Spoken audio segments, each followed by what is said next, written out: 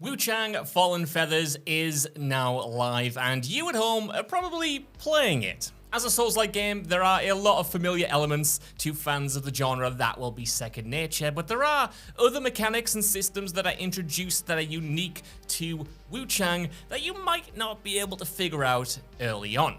With that in mind, then, I'm Josh from WhatCulture.com, and these are 15 tips and tricks the game doesn't tell you. Number 15. Elemental resistance is so important for bosses. Wuchang has a lot of bosses, though a lot of them are actually differentiated less so by their movesets or their combos, but rather what kind of elemental damage that they deal. You've got the likes of fire, frost, poison, corruption, feathering, arcane, magic, a lot of different resistances and weaknesses that you have to account for in-game. Because of that, you might get further into the game and encounter a boss that just absolutely decimates you. Whether it's a specific move that just completely obliterates your health, or even one-shot kills, it can be frustrating to come up to such a difficulty spike and not know what's going on. Are they just over-tuned, or are you missing something? Well, more often than not, it's probably going to come down to less the amount of damage that they're just dealing in terms of their raw power,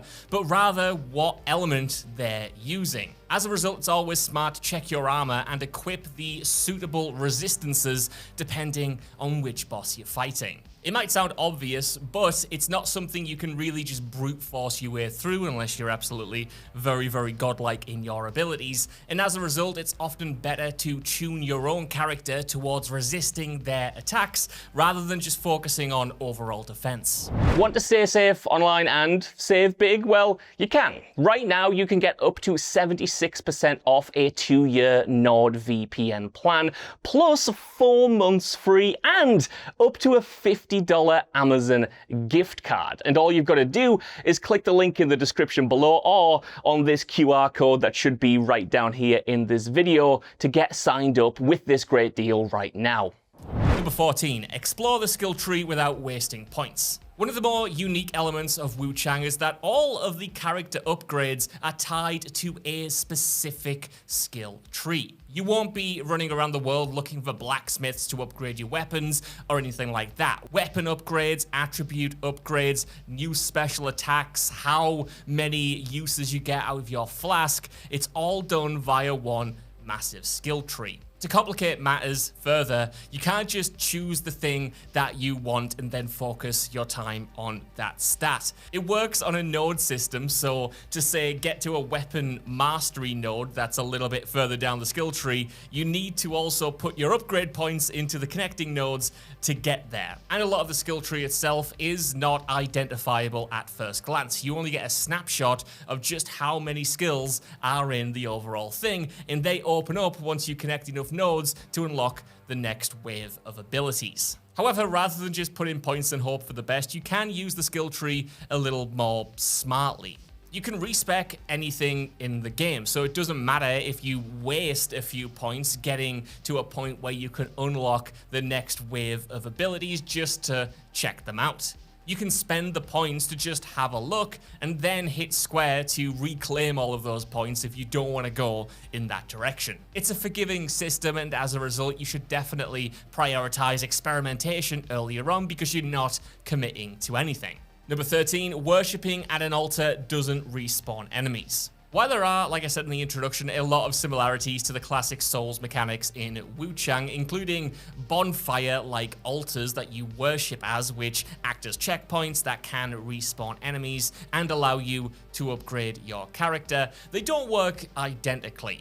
In a Souls game, you click the action button and you sit down at one of these bonfires and the entire world resets, but that's not how it works here. Just going up and worshipping at an altar doesn't respawn enemies or reset the world. That is something that you have to choose once you're inside the menu. So as a result, if you want to use an altar to upgrade your character or swap out some of your special attacks, you can do that without having the worry that you're respawning enemies that you just killed, especially if you're backtracking. To actually reset the state of the world, you have to enter the dream, or if you fast travel to another location that you've unlocked, that will do it as well. So yeah, if you've got a lot of red mercury, which is this game's experience points, and are worried about wanting to bank them and upgrade your character, but you don't want to risk respawning enemies, don't worry, you can go to one of these altars and just do that and continue. Number 12, quick item and spell menus. Alright, so again, in classic Souls fashion, you have a lot of consumables that you can use throughout Wuchang. This, of course, includes the classic Estus-style flasks, known here as the mana vase, which restores your health. You can equip up to a select amount of items at a time, and you use the directional buttons to scroll through them while you're in gameplay. However, Wuchang doesn't have the system that is in many Souls games, where if you hold a directional button, say up, you automatically switch back to the health potion no matter where you are in the sub menu. That's not to say you can't get to the mana vase and other items quickly though, because if you hold the square button to use whatever item you currently have selected, you can open up a sub menu that allows you to use the triggers to activate specific consumables. It's still not exactly perfect, but it is quicker than trying to frantically scroll through the menu with the D-pad while a boss is facing you down. This also works for spells as well. If you use the spellcast button, which again in the case of PlayStation, that's triangle, if you hold it down, you'll open another sub-menu where you can cast specific spells with the shoulder buttons.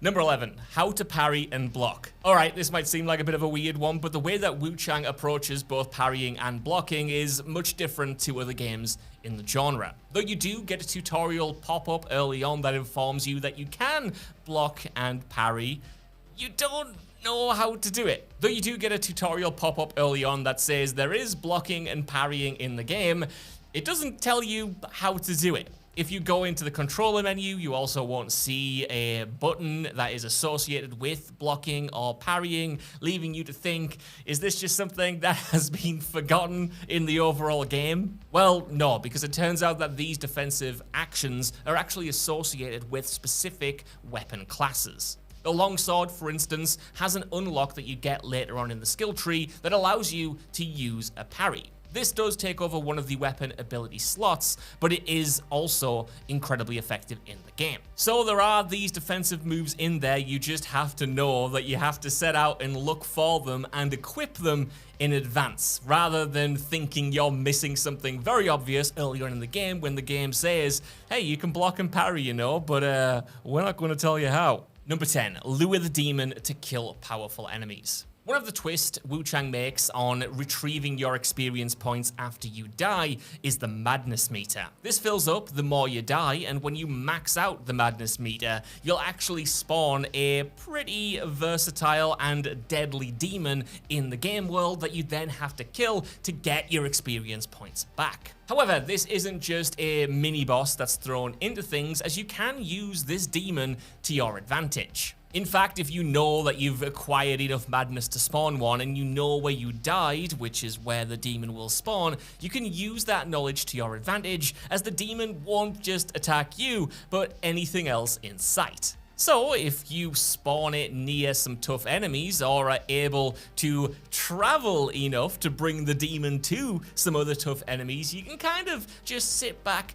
and watch them duke it out for a bit. They might not outright kill each other, but it is a pretty good way to make a significant dent in their health bar. So if you do manage to spawn one of these things, it's not necessarily the end of the world. And this is also important to remember later on in the game, as pretty much any enemy with red eyes, and you'll know what I mean when you see it, can attack other enemies in the game and aggro them, saving you a bit of a job. Number 9, NPC choices matter more than you think. Wuchang has a classic Souls-like NPC system where, as you progress through the game and get to certain hub areas, you'll see recurring NPCs pop up with new dialogue and requests for you. Also, in classic Souls fashion though, a lot of the resolutions to these side quests and these requests can be quite obtuse. However, you do need to pay attention, as what you do for certain NPCs can have dramatic ramifications on the story as you get into the game's final stretches. Obviously, no spoilers here, but it is something you should be thinking about as you progress the game and think about who you're trusting, what you're doing for them,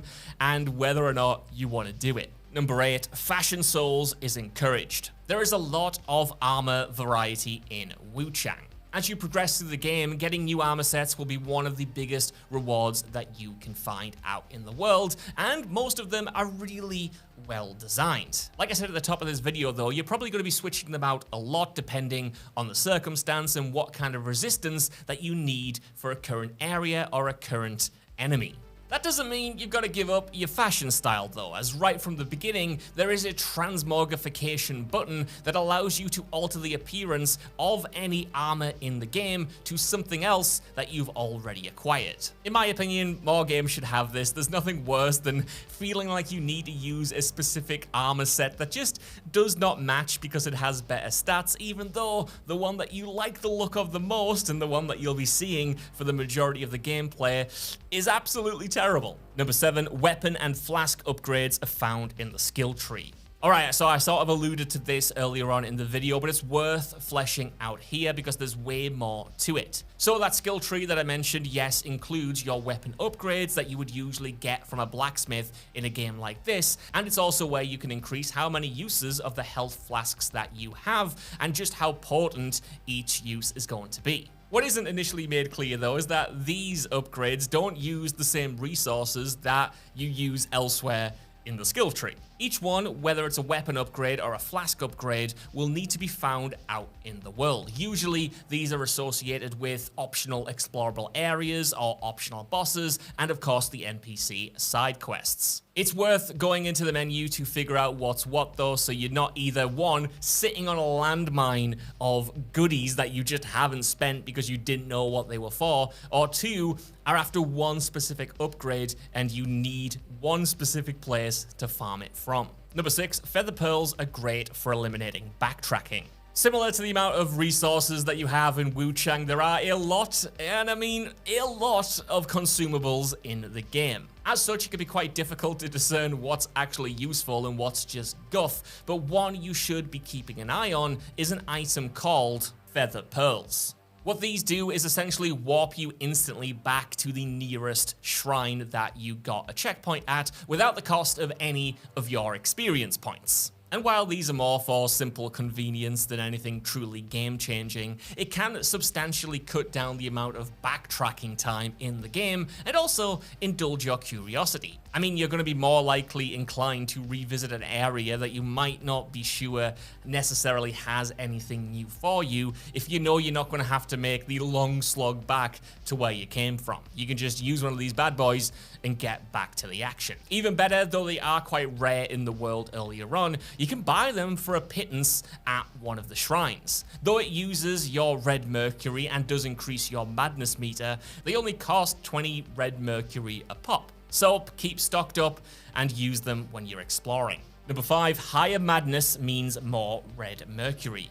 Speaking of madness, this is another system that can be a little bit confusing. The game makes it clear that the higher you get, the riskier things will become, and the more red mercury, those experience points, you're going to drop. It also indicates when you reach a threshold where you do more damage but take more damage, and of course it lets you know that a demonic invader will arise when you complete it. What it is less inclined to teach you though are some of the other effects. For instance, the higher your madness is, while you will lose more of your red mercury if you die, you'll also gain a little bit more by defeating enemies. So if you're in a situation where you feel like you need to grind out some experience to level up, you can max out your madness first to make sure you're getting the most bang for your buck. Number 4, use the fast travel menu to avoid breaking NPC quests. So NPC quests can be already confusing enough in what the game wants you to do next. Thankfully, Wuchang doesn't leave you entirely in the dark though, as it mentions early on that when you go into the fast travel menu, if there are any NPCs that have new dialogue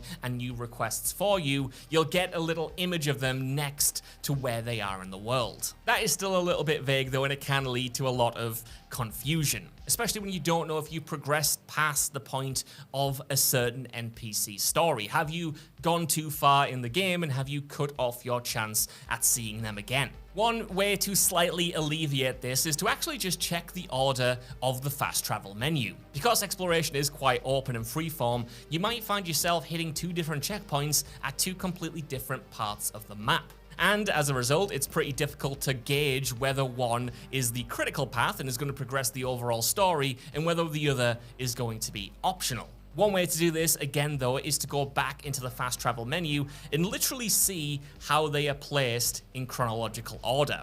If you get to one checkpoint and it's at the very bottom, and then you explore somewhere else and find another checkpoint that slots in above it, then you know they think that the one further up the list should be done first. It sounds a little confusing, but it should become second nature when you're playing the game. Just make sure to not go past whatever fast travel point is lowest down that list of locations. Number 3, how the mystery gates work. While you're going through Wuchang, you'll find yourself encountering a lot of shortcuts, but one of the weirdest comes in the form of this strange door that has a red glow to it. When you go up to the door, the game will essentially ask you a question and give you 2 options to respond. It can be confusing to know what's right and what's wrong, but it is important to know there is an answer to each of these questions that the game deems correct. There's even a trophy for getting them all right. The answers themselves are based around the wider lore of the game, a lot of which you might not initially understand or have a full comprehension of